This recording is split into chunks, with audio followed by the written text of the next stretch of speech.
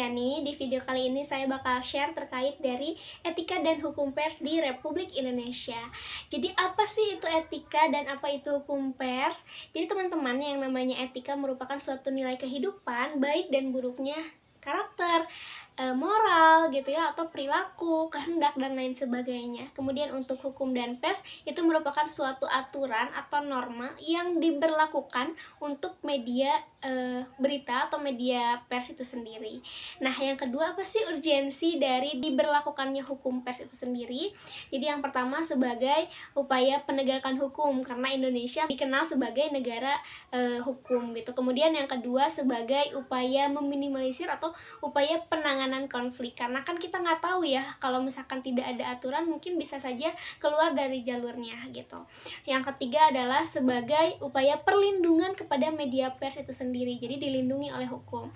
Nah, hal ini tuh sangat-sangat membantu media pers agar media pers dapat lebih merasa terjaga dan sesuai, ada aturannya gitu, ada tuntunannya gitu, ada panduannya gitu, agar berjalan dengan jauh lebih baik lagi dan jauh lebih maksimal lagi. Yang ketiga adalah pelanggaran di media konvergensi. Nah, pelanggaran di media konvergensi itu banyak banget teman-teman. Salah satunya adalah penayangan konten tokoh ataupun juga penggunaan bahasa yang tidak layak untuk dipertontonkan atau untuk disampaikan kepada halayak.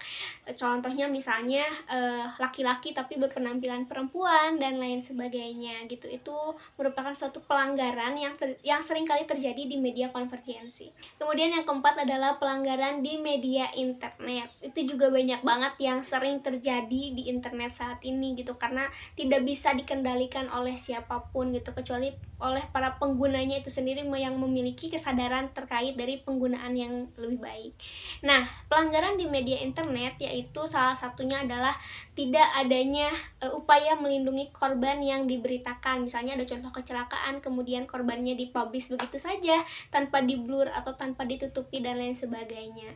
Kemudian yang kelima gitu ya, penegakan apa sih yang harus dilakukan dalam penegakan hukum pers itu sendiri. Jadi kalau menurut Elsa, penegakan hukum pers itu harusnya gitu tidak hanya ditegakkan pada para jurnalistik saja gitu, tetapi juga bagi para media dan penguasanya. Karena kan kalau sekarang nih kita bisa lihat gitu ya, menjelang pemilu misalnya ada media yang pemiliknya tuh mereka merupakan salah satu orang yang terjun juga di dunia politik, kemudian memiliki tim sesnya gitu ya, sehingga misalnya di tayangan-tayangannya menayangkan salah satu paslon capres misalnya dan lain sebagainya. Jadi penegakan hukum tentu harus terus ditegakkan dan harus lebih ditegaskan lagi gitu. Penguatannya harus lebih ditingkatkan lagi gitu, dan tidak hanya bagi para pelaku jurnalistiknya, tetapi juga bagi para pemangku kepentingan. Itu dia terkait etika dan hukum pers dari Asa. Sampai bertemu di video selanjutnya. Bye bye.